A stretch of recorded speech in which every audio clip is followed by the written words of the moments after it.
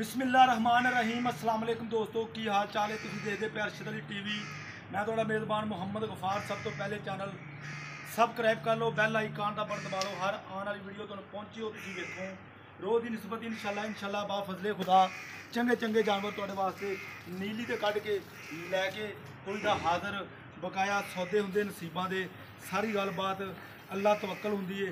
भाई मझ मेरा ख्याल है कोई 10-12 दिन तो चढ़ी सी। मझ भी तुहानूं दिखावांगे। 10 लाख रुपया डिमांड हुई सी, इन्नी हुई सी रमज़ान। हाँ जी 10 लाख रुपया डिमांड हुई सी। इंशाल्लाह तुहानूं ये भी गल दसांगे मझ किन्ने दी सेल हुई आ, की मामला आ।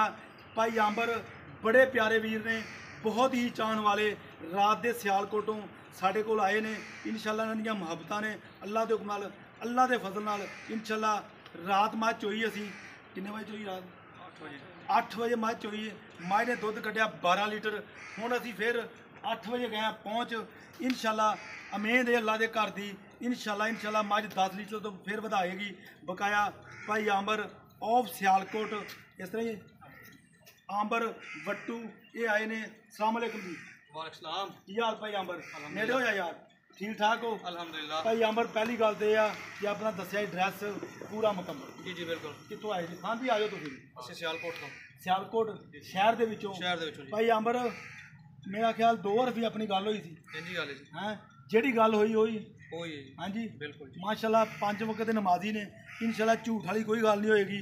ਬੰਦੇ ਹੁੰਦੇ ਨਾ ਵਰਗ ਲਾ ਕੇ ਬੰਦੇ ਨੂੰ ਸਮਝਾ ਕੇ ਯਾਰ ਆਹ ਗੱਲ ਕਰਦੀ ਸਾਡਾ ਫਾਇਦਾ ਹੋ ਜਾਏਗਾ। ਫਾਇਦਾ ਅੱਲਾ ਨੇ ਕਰਨਾ, ਕਿਸੇ ਬੰਦੇ ਨੇ ਨਹੀਂ ਕਰਨਾ। ਇਨਸ਼ਾਅੱਲਾ ਭਾਈ ਅੰਬਰ ਜਿਹੜੀ ਗੱਲ ਕੀਤੀ ਉਹ ਬਿਲਕੁਲ ਸੌਦੇ 'ਚ ਮਜ਼ਾ ਆਇਆ ਜਾਂ ਨਾ ਆਇਆ? ਅਲਹਮਦੁਲਿਲਾ ਜੀ। ਹਾਂਜੀ ਇੱਕ ਹੀ ਗੱਲ ਦਸੀ ਸੀ 6,90,000 ਦਾ ਸੌਦਾ ਹੋਇਆ।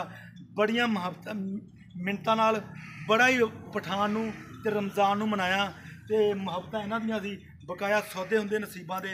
ਬਕਾਇਆ ਕੋਈ ਸਾਡੇ ਵੱਲੋਂ ਕੋਈ ਕਮੀ ਕਤਾਈ ਨਹੀਂ ਜੀ। ਕਿਸੇ ਦੀ ਕੋਈ ਕਮੀ ਕੁਤਾਈ ਨਹੀਂ ਹੋਈ। ਹਾਂਜੀ ਰਾਤ ਨੂੰ ਰਹਿ ਵੀ ਰੈਸ਼ ਵੀ ਦਿੱਤੀ ਹੈ, ਖਾਣਾ ਵੀ ਦਿੱਤਾ ਹੈ। ਹਾਂਜੀ ਇਹਨੇ ਸਫ਼ਰ ਕਰਕੇ ਸਾਡੇ ਉਹਨਾਂ ਕਦਰ ਪਾਈ, ਸਾਡੇ ਮੁੱਲ ਪਾਇਆ। ਚਲੋ ਜੀ ਮਿਹਰਬਾਨੀ।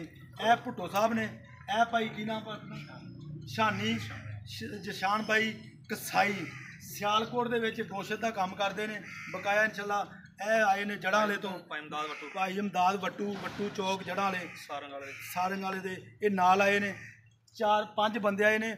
5 ਬੰਦਿਆਂ ਦੇ ਮੱਝ ਸਿਲੈਕਟ ਕੀਤੀ ਹੈ। ਕਿਸੇ ਬੰਦੇ ਨੇ ਇਹ ਗੱਲ ਨਹੀਂ ਕਹੀ ਵੀ ਇਹਦਾ ਕੰਨ ਠਾਹ ਨੂੰ ਆ ਜਾਂ ਤਾਂ ਨੂੰ ਆ। ਕੋਈ ਐਵੇਂ ਦੇ ਮਾਮਲੇ ਨਹੀਂ ਹੋਏ। ਇਹ ਮੱਝ ਦਿਖਾ ਦਿਓ ਤੇ ਅਸੀਂ ਕਰਨ ਲੱਗੇ ਚੁਆਈ। ਇਹ ਇਨਸ਼ਾਅੱਲਾ ਇਹ ਉਮੀਦ करांगे ये वीडियो तुहाडे पसंद तो जरूर आएगी। इंशाल्लाह मिलते हैं अच्छी और बेहतरीन वीडियो नाल। अल्लाह निगहबान पाकिस्तान जिंदाबाद, पाक आर्मी जिंदाबाद।